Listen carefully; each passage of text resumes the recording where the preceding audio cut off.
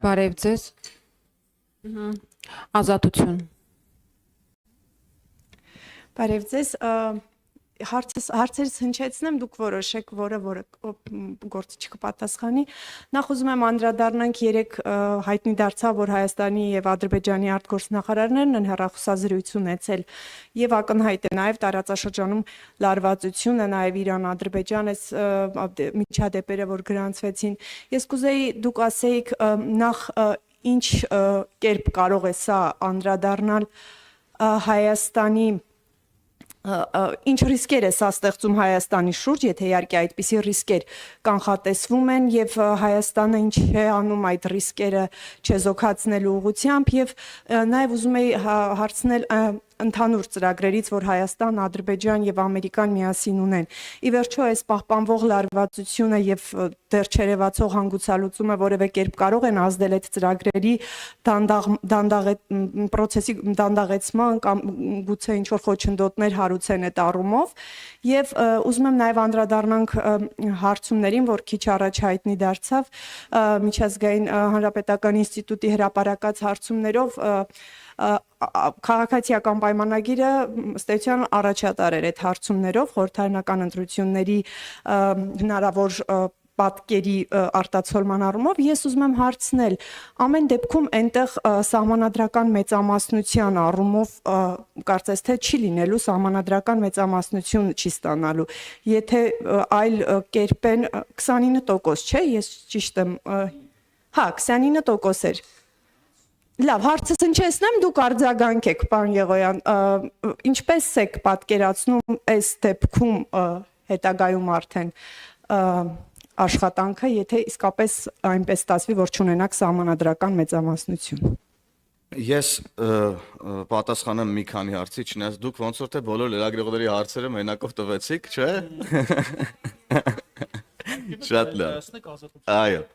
Տեսեք, կապված ռիսկերի հետ եւ տարածաշրջանում ստեղծված իրավիճակի հետ դուք նաեւ վստահաբար հետեւում եք պաշտոնական տեղեկատվությանը, երեք նաեւ անվտանգության խորհրդի նիստ ա եղել եւ ազգային ժողովից էլ նաեւ մեր գործընկերներն ազգային ժողովի նախագահ պարոն Սիմոնյանը, պարոն Կոնջարյանը խմբակցության ղեկավարը եւս մասնակցել են եւ այդտեղ բոլոր ձեր նշած ռիսկերը եւ հարցերը հասցեագրվել են ըստ էության եւ ուրեմն մենք հետևում ենք իրավիճակին բնականաբար եւ մեր սահմանին տեղի ունեցող բոլոր իրավիճակների վերաբերող ուրեմն վերաբերելի ռիսկերը հասցեագրվում են համապատասխան մարմիններում սրա մասին կարծում եմ լրացուցիչ տեղեկատվություն արդեն կհաղորդեն հաջորդ անվտանգության խորհրդի նիստերից հետո կամ համապատասխան մարմինները, եթե դրա անհրաժեշտությունը լինի։ Ծրագրերի հետ կապված էլի շատ կարևոր է ձեր հարցը, որովհետև ես տեսա նաև մամուլում նման մտավախություններ եւ մեկնաբանություններ կային։ Մենք առաջ ենք շարժվում այն փաստաթղթերով, այն պայմանավորվածություններով, որը որ կա եւ այս պահին որևէ ռիսկ չկա կապված Հայաստանի եւ ԱՄՆ-ի միջև, Հայաստանի եւ Ադրբեջանի միջև ձեռք բերված պայմանավորվածությունների հետ։ Եվ շատ կարճ մի նախադասությամբ էլ հարցումների մասին եւ խոսքը փոխանցեմ իմ գործընկերոջը, բոլոր հարցումներին հետևում ենք, մեզ համար քիչ թե շատ կանխատեսելի են այդ հարցումների պատկերը, բայց հարցումների իսկությունը եւ վերջնական արդյունքները մենք բոլորս միասին կտեսնենք հունիսի 8-ի առավոտյան։ Շնորհակալ եմ։ Խնդրեմ, պարոն Եղոյան։ Շնորհակալություն, արգելի գործընկերներ, դուք խոսեցիք ռիսկերի մասին, բայց մինչև ռիսկերի մասին խոսելը, եթե մենք ուզում ենք լինել օբյեկտիվ եւ եթե ուզում ենք իսկապես հասկանալ թե ինչ է կատարվում, մենք պետք է նաեւ գնահատենք այն խաղաղությունը, որ այսօր կա Հայաստանում։ Դուք հիմա կենտրոնանում եք ինչ որ ենթադրյալ ռիսկի վրա, իսկ արդյոք դուք տեսնում եք,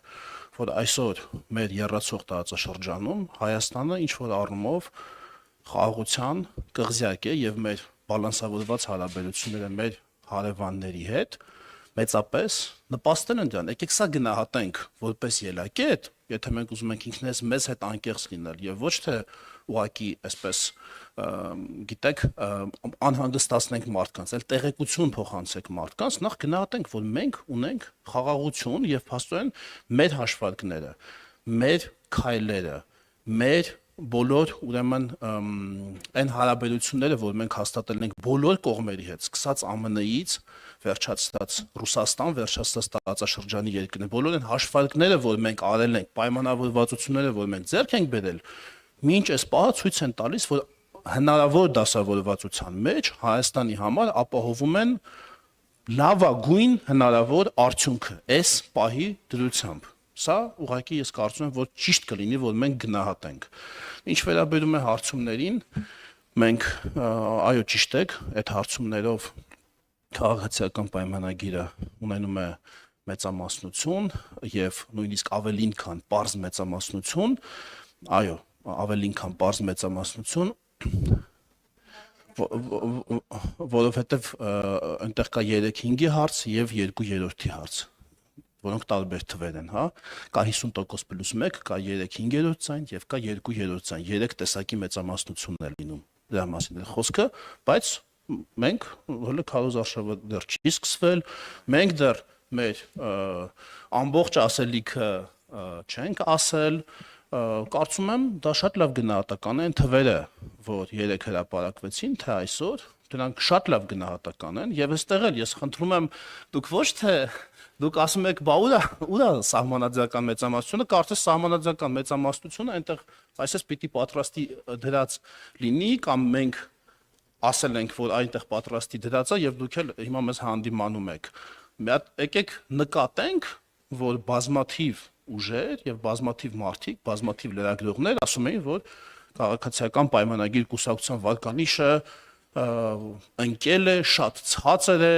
նույնիսկ չգիտեմ, իշխանություն ձևավորելու հետ կապված կարող են խնդիր ունենան եւ այլ, Գյումրի 2 սցենարից էին ինչ որ խոսում եւ այլն, մի հատ սա գնահատենք։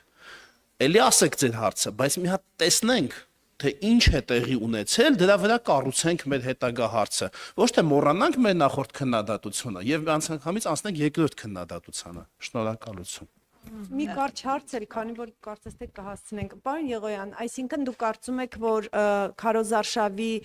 փուլով արդեն դուք կկարողանաք լուծել նաև սահմանադրական մեծամասնության հարցը, ես ճիշտ հասկացա։ Կարծում եմ, որ մենք հիմա էլ այդ հարցը արդեն իսկ լուծել ենք, ուղղակի հարցումները, գիտեք, դրանք մոտավոր հարցումներ են, իրենք ցույց են տալիս տրամադրություն, հարցումը ամեն դեպքում միշտ տարբերվում է ընտրության արդյունքներից ձայնի կամ 1%-ի կամ 2%-ի ճշտությամբ չի կարող արտահայտել, մենք գնում ենք այո սահմանադրական մեծամասնության, որովհետև մեր պետության արչև բացված հեռանկարները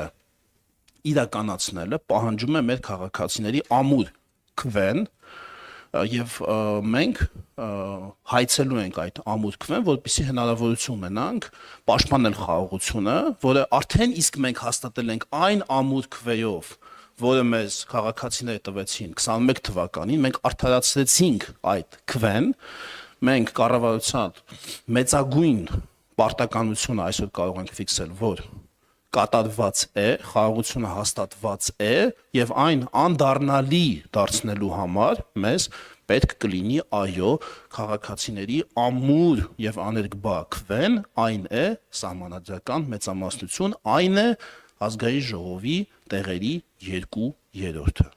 Շնորհակալություն։ Նյուզեյ Ես կրկին հարցումներից հարցնեմ, ես այո ընդդիմադիրների ձայնի հետ կապված Գյումրի 2-ից հարցնեմ, պարոն Եղոյան եւ պարոն Հովհաննիսյան, եթե ձեր հարցումներով վստահ եք, դուք մեծամասնություն եք կազմելու, լավ, ով որ անցկացրել, այս հարցում արդեն իսկ հարցի մեջ գնաց, դա մեր հարցումը չի։ Չէ, ձեր հարցում չի, ասում եմ, եթե դուք վստահ եք, որ այս տվյալներով դուք անցնում եք, եւ կոլեկտիվ ոնց էլ հաշվում ենք այդ թվերով